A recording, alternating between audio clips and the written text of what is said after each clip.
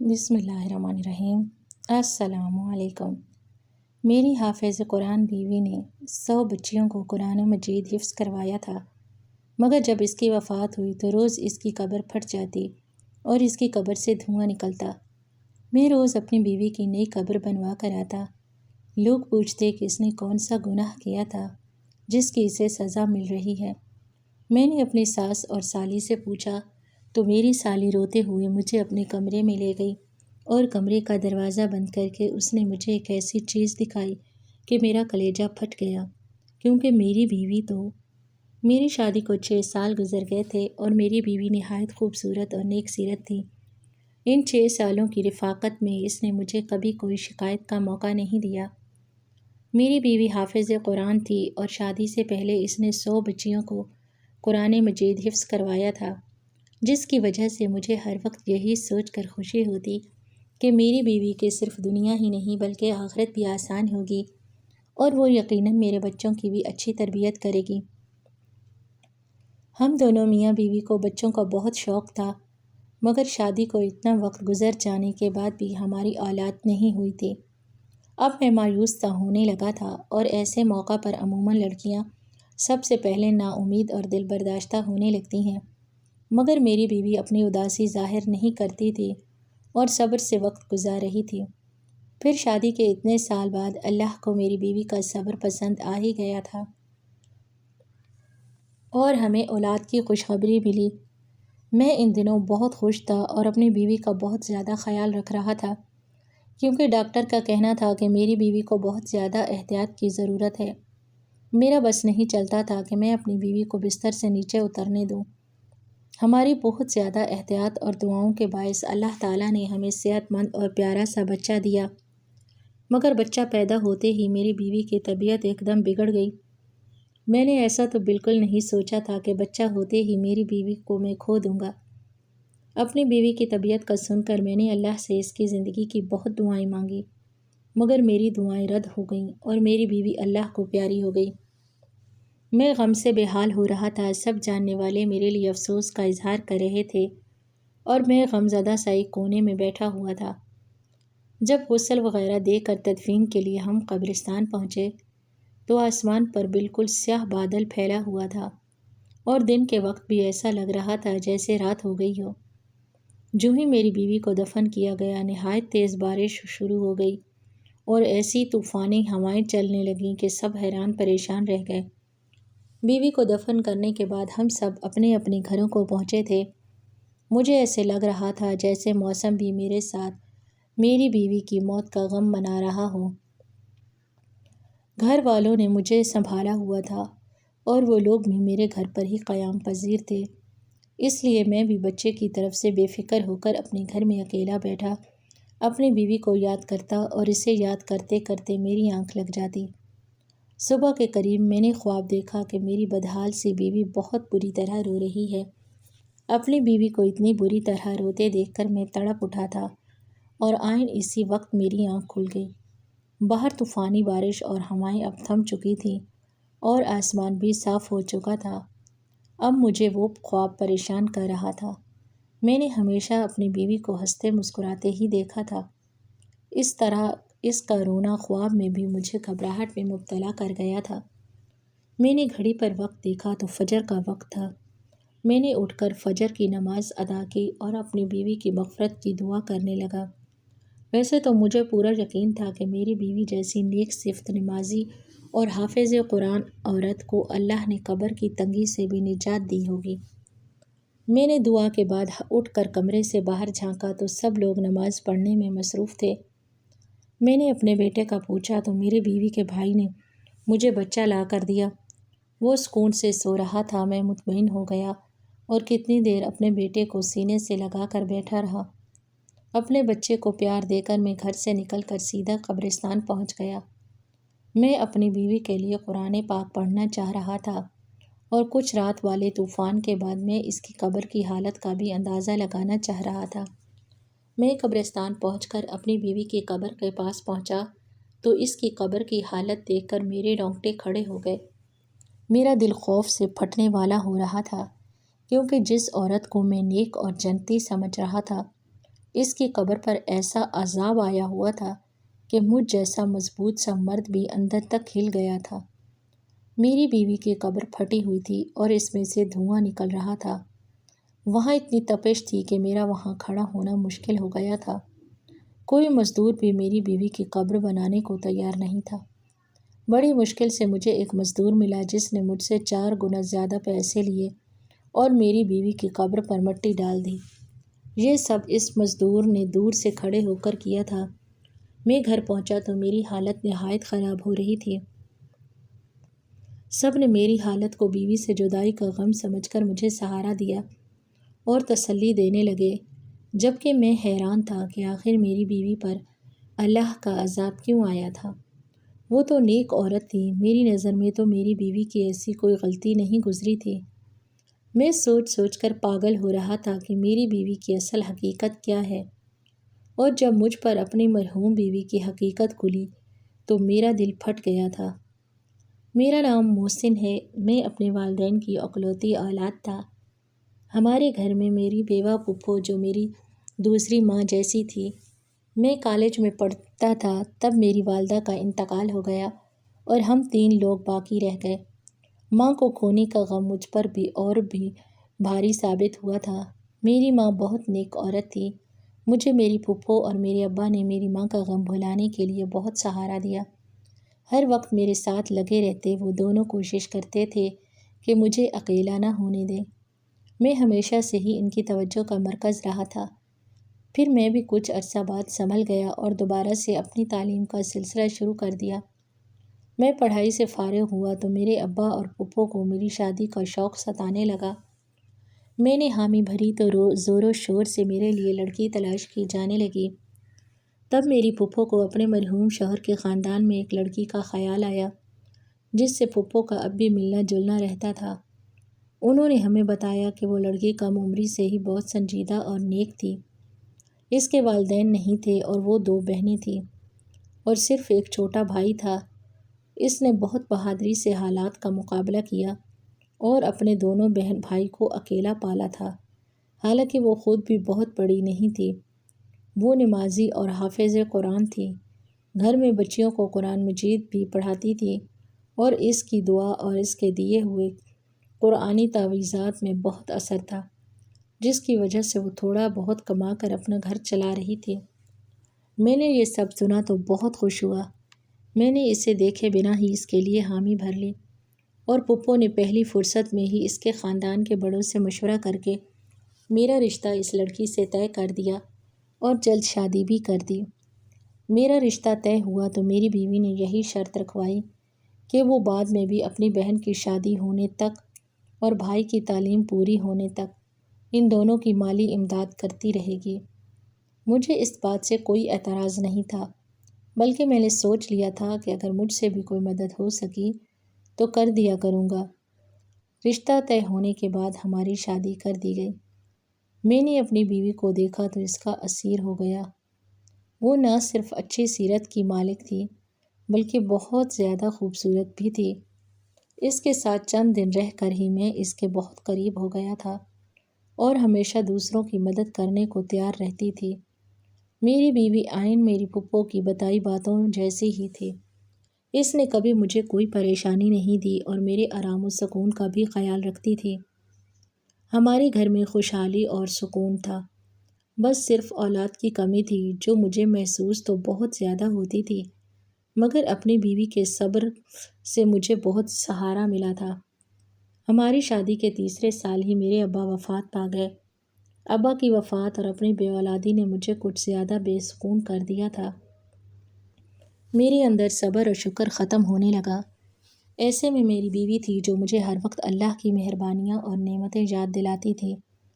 وہ مجھے صبر کی تلقین کرتی رہتی۔ میں حیران تھا کہ وہ ایک لڑکی ہو کر مجھے حوصلہ دیا کرتی تھی، حالانکہ ہمارے خاندان والوں نے ہمارا جینا مشکل کر رکھا تھا کہ ہماری اولاد کیوں نہیں ہو رہی۔ میری پھپھو تو اٹھتے بیٹھتے ٹھنڈی آہیں بھرنے لگی تھی، میری بیوی کو باتیں سنانے لگی، یوں جیسے یہ سب میری بیوی کے ہاتھ میں ہو۔ میں اپنی پھپھو کو سمجھا سمجھا کر تھک چکا تھا، الٹا وہ ہم دونوں سے لڑنے کو لگی تھی۔ کہ علاج کیوں نہیں کرواتے، علاج کروانا چاہیے تاکہ ہماری اولاد ہو سکے۔ اسی پریشانی میں وقت گزرتا چلا گیا۔ جب ہماری شادی کو 6 سال ہونے والے تھے تب ہمیں اولاد کی خوشخبری مل گئی۔ ہم تینوں جیسے پھر سے جی اٹھے تھے۔ میں نے اور پھپھو نے میری بیوی کا خیال بھی بہت رکھا تھا، بہت احتیاط کی تھی۔ میرا بیٹا ٹھیک ٹھاک اور صحت مند پیدا ہوا تھا، لیکن میری بیوی کی صحت اور طبیعت بگڑ گئی تھی۔ وہ موت کے منہ میں چلی گئی۔ یہ سب بہت اچانک ہوا اور میں اس صدمے کے لیے بالکل تیار نہیں تھا۔ اپنے بچے کی تربیت کے حوالے سے میں نے اور میری بیوی نے مستقبل کے بہت منصوبے بنائے ہوئے تھے، مگر موت کسی کے ارادوں اور مرضی کی محتاج ہی کب ہوتی ہے، جس کا جب وقت آ جائے اسے اللہ کے پاس لوٹ کر جانا پڑتا ہے۔ مگر اپنی بیوی کی قبر کی ابتر حالت اور اس پر آیا عذاب مجھے دھچکا پہنچا گیا تھا۔ ہر مشکل حال میں بھی میں نے اپنی بیوی کو صابر و شاکر پایا تھا۔ مجھے ڈھونڈنے سے بھی کوئی خامی نظر نہیں آتی تھی۔ میں اتنا تو جانتا تھا کہ اللہ ناانصاف تو ہے نہیں، ایسا تو ہو نہیں سکتا کہ میری بیوی کے حقیقی اعمال سے اللہ ناواقف ہو۔ مجھے حیرت اور صدمہ تھا کہ میں اتنا عرصہ اپنی بیوی کے ساتھ رہ کر بھی اسے جان نہیں پایا تھا۔ مجھے دکھ بھی تھا کہ اگر میری بیوی کا کوئی گناہ کر بھی رہی تھی تو کاش مجھے پہلے پتہ چل جاتا تاکہ میں اسے اس گناہ سے روک لیتا اور اسے عذاب سے بچا لیتا۔ میں پچھتاوے میں مبتلا ہو گیا۔ گھر میں ان دونوں کیا چل رہا تھا اور میرا بیٹا راتوں کے وقت کون سنبھال رہا تھا، مجھے کچھ خبر نہیں۔ میں بس اپنی مرحوم بیوی کے لیے بے چین رہتا، اللہ سے اس کی مغفرت کی دعا کرتا۔ ایک روز پھپھو اچانک میرے پاس آئیں اور سنجیدگی سے بولیں، انہیں مجھ سے ضروری بات کرنی ہے۔ میری پھپھو نے مجھ سے جو بات کی وہ مجھے ایک دم غصہ دلا گئی۔ میری بیوی کو مرے ابھی بمشکل 20-21 روز ہوئے تھے کہ میری پھپھو میری دوسری شادی کرنا چاہ رہی تھی۔ میں پھپھو سے ناراض ہونے لگا کہ انہیں میری مرحوم بیوی کا احترام کرنا چاہیے اور وہ کم از کم اتنی جلدی سے مجھ سے شادی کی بات نہ کریں، جبکہ میں ابھی صدمے میں تھا۔ پھپھو نے تحمل سے میری ناراضگی دیکھی اور پھر سمجھایا۔ کہنے لگی، میں بوڑھی ہو گئی ہوں، اس لیے مجھے یا میرے بیٹے کو نہیں سنبھال سکتی۔ انہیں بھی میری بیوی کی موت کا دکھ تھا۔ جب میں نے پھپھو کی ان باتوں کا کوئی بھی اثر نہ لیا تو پھپھو نے مجھ سے کہا، ٹھیک ہے، اپنا بیٹا خود سنبھالو یا پھر اپنا بیٹا اسی کو دے دو جو اسے دن رات ماں کی طرح سنبھال رہی ہے۔ میں پھپھو کی بات پر حیران ہوا تھا کہ میرا بیٹا کون سنبھال رہا تھا، کیونکہ میرے اندازے کے مطابق میرے بیٹے کو پھپھو ہی سنبھال سکتی تھی۔ مگر جب میں نے یہی سوال پھپھو سے کیا تو ان کے جواب نے مجھے بالکل لاجواب کر دیا تھا۔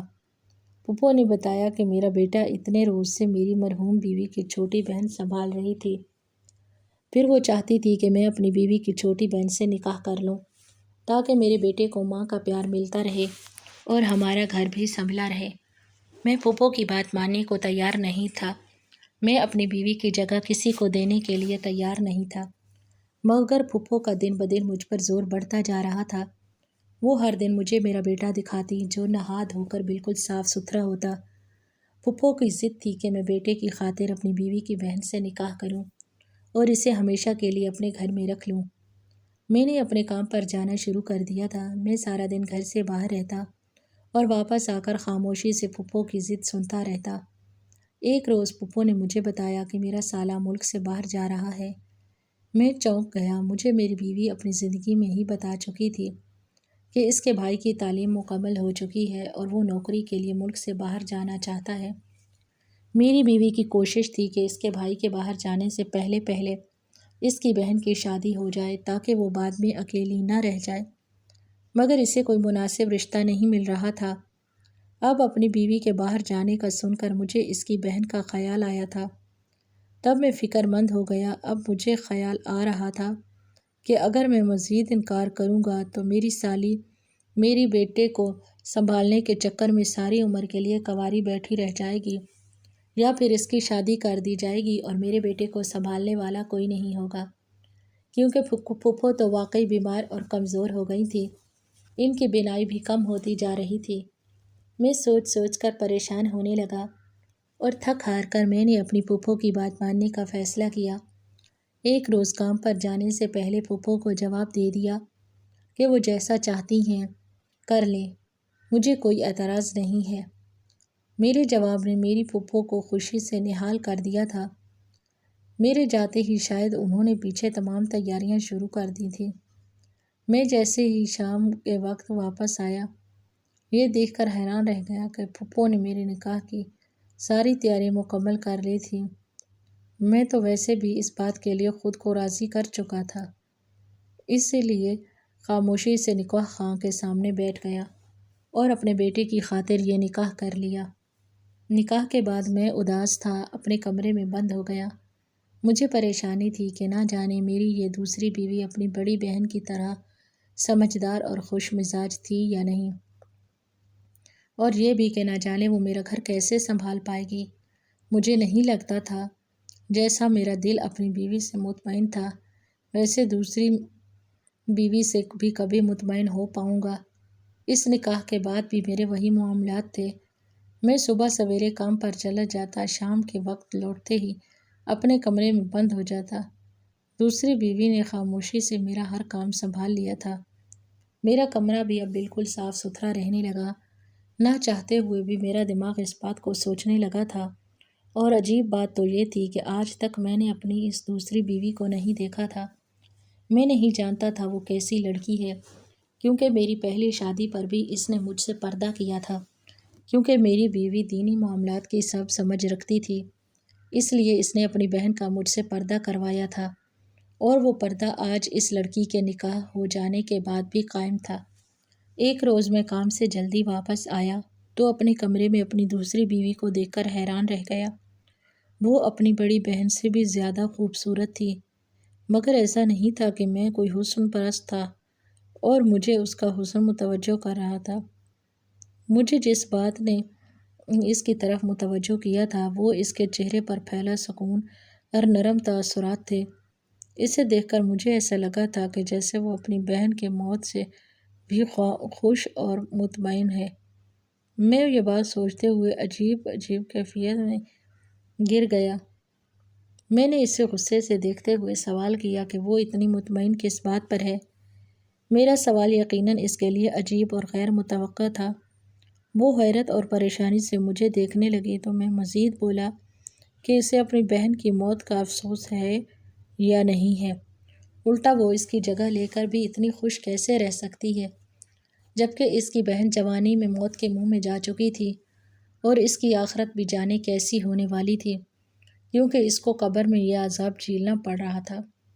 میں نے اپنی مرحوم بیوی کا یہ راز غصے میں بغیر سوچے سمجھے اس کی بیوی کے سامنے بول دیا، اس کی بہن کے سامنے بول دیا، مگر میری بات پر جب اس کے چہرے کے تاثرات بدلے تو مجھے اپنی غلطی کا احساس ہوا اور میں چپ ہو گیا۔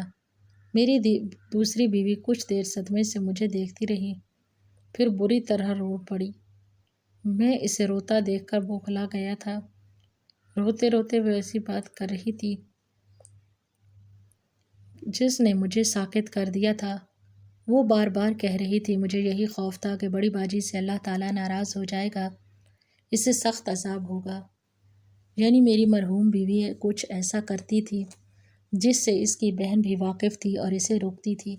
جب میں نے اپنی بیوی کی تفصیل پوچھی تو وہ گڑبڑا گئی اور بات بدلنے کی کوشش کرنے لگی، مگر میں نے جب سچ جاننے کے لیے التجا کی تو اس نے مجھے اپنی بڑی بہن کی اصلیت بتائی، جسے سن کر میرے ہوش اڑ گئے تھے۔ اس نے بتایا کہ میری بہن بہت واقعی نیک لڑکی تھی اور حافظ قرآن ہونے کی وجہ سے ہر وقت قرآن کی تلاوت کرتی رہتی تھی۔ ایک روز ہمارے محلے میں کسی بچے کو تکلیف ہوئی تو اس کی ماں کی پریشانی پر میری بہن نے یوں ہی کچھ آیات پڑھ کر اس بچے پر پھونک مار دی، جس کی وجہ سے اس بچے کو آرام آ گیا، اور اس واقعے کے بعد میری بہن مشہور ہو گئی کہ وہ نیک بیوی ہے جس کے پاس بیماری اور تکلیف کی شفا ہے۔ اس کے بعد تو طرح طرح کے لوگ گھر آنے لگے۔ میری بہن تویز کے نام پر قرآن کی آیات لکھ کر دے دیتی تھی، وہ لوگ چند روپے دے کر چلے جاتے اور ہمارا گزر بسر ہونے لگا تھا، مگر مشکل حالات کے لیے ہمارے پاس کچھ نہیں تھا۔ اچانک ہمارے بھائی کا ایک گردہ فیل ہو گیا۔ وہ ہسپتال میں اپنی زندگی کی کشمکش میں تھا اور ہمارے پاس اس کے علاج کی رقم نہیں تھی۔ ہم بہت پریشان تھے۔ انہی دنوں ایک مرد میری بہن کے پاس آیا، بولا کہ وہ کسی لڑکی سے شادی کرنا چاہتا ہے، مگر وہ لڑکی شادی شدہ ہے۔ وہ چاہتا تھا کہ میری بہن ایسا تعویذ دے کہ لڑکی کو طلاق ہو جائے اور وہ اسے پالے۔ میری بہن نے انکار کیا کیونکہ یہ گناہ کا کام تھا، مگر جب مرد نے 1.5 لاکھ روپے دینے کا کہا تو میری بیوی نے بھائی کو بچانے کے لیے نہ جانے کاغذ پر ایسا کیا لکھا کہ اس مرد کی خواہش پوری ہو گئی۔ ہمارے بھائی کا آسانی سے علاج ہو گیا۔ پھر تو آئے روز ایسے ہی لوگ آنے لگے جو ناجائز مطالبے کے لیے تعویذ بنواتے اور ڈھیروں پیسہ ٹکرا کر چلے جاتے۔ ایک روز میں نے چھپ کر اپنی بہن کو وہ تعویذ بناتے دیکھا تو میرے سر پر آسمان گر پڑا، کیونکہ میری بہن کاغذ پر قرآن الٹا لکھ رہی تھی اور یہ کالا علم تھا۔ میں دکھ سے پاگل ہوتی بہن کو روکنے لگی، اسے سمجھانے لگی کہ وہ توبہ کر لے۔ وہ بولی، اگر میں نے ایسا نہ کیا ہوتا تو ہمارا بھائی کب کا مر جاتا۔ میں اس بات پر غصہ ہو گئی تھی۔ میں نے بہن کو کہا کہ اس سے تو اچھا تھا ہمارا بھائی مر جاتا، مگر وہ یہ حرام کام نہ کرتی۔ زندگی موت تو اللہ کے ہاتھ میں ہے۔ اپنی بہن کو میں بہت سمجھاتی رہی، مگر وہ اب لالچ میں آ چکی تھی۔ وہ اتنی نیک تھی کہ روحانیت پا چکی تھی، مگر اس نے پیسوں کے لالچ میں سب کچھ گنوا دیا۔ اس کی زندگی اچھی تھی، وہ نماز قرآن بھی کرتی رہتی، حتیٰ کہ اس کی شادی ہو گئی، مگر اس نے وہ کبیرہ گناہ نہیں چھوڑا اور پیسے کماتی رہی۔ میں یہ سب سن کر حیران رہ گیا۔ اس کی وجہ سے توبہ کی مہلت دیے بنا ہی موت دے دے گا، سخت عذاب دے گا۔ میرا کہا سچ ہو گیا۔ میں گمسم ہو گیا تھا۔ میں اپنی بیوی کو اتنا نیک سمجھتا رہا اور وہ صرف دنیاوی پیسے کے لالچ میں اتنا بڑا گناہ کرتی رہی تھی۔ میرے سامنے بیٹھی میری دوسری بیوی اس جیسی حافظہ نہ ہونے کے باوجود اللہ کا خوف رکھتی تھی۔ اللہ تعالیٰ نے مجھے اب اصل میں نیک بیوی سے نوازا تھا۔ کالا علم کروانے والے اور کرنے والے دونوں کے لیے اللہ کے ہاں سخت عذاب ہے۔ کبھی بھی اپنے کسی کی شدید بیماری میں بھی اس گناہ کا مرتکب نہیں ہونا چاہیے، کیونکہ ہو سکتا ہے کہ اس بیماری کے بعد جب اسے موت آئے وہ اس کی نجات کا ذریعہ ہو۔ اگر آپ کو ہماری آج کی کہانی کیسی لگی، پسند آئی ہو تو ہمیں کمنٹ باکس میں اپنی قیمتی رائے سے ضرور آگاہ کیجیے، اور آئندہ بھی اس طرح کی سبق آموز کہانیاں سننے کے لیے ہمارے چینل کو ضرور سبسکرائب کریں۔ ملتے ہیں ایک اور بہترین اور سبق آموز کہانی کے ساتھ۔ شکریہ۔ اللہ حافظ۔